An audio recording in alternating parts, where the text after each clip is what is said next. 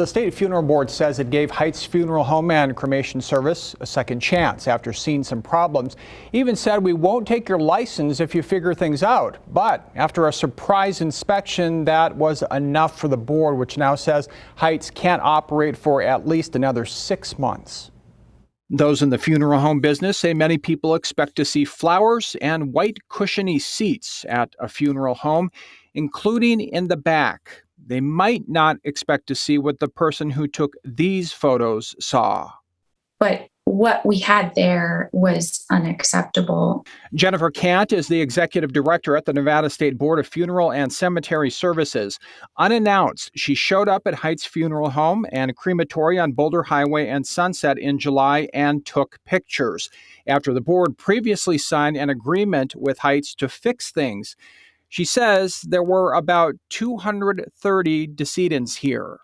The issue is not how many bodies they have, it's how they were storing them.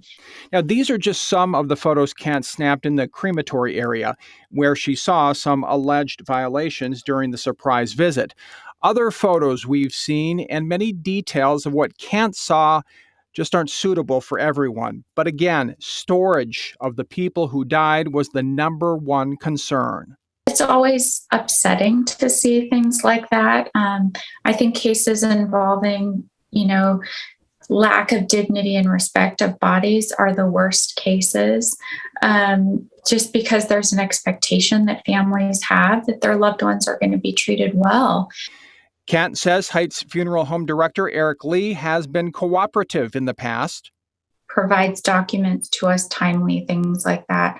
But it became clear that they do not know how to operate that business. Well, in response to the allegations that have been presented against us, I'm not here to say that those things didn't happen.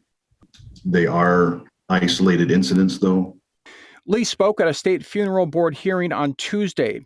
Lee says key staff members were out sick for a while due to COVID or other health issues, and says he tried to hire more staff to improve things here, but it took longer than expected. We're continuing to move forward with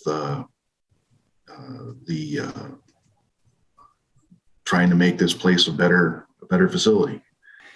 But that wasn't good enough for the board, which pulled the license for half a year. The funeral home running out of second chances.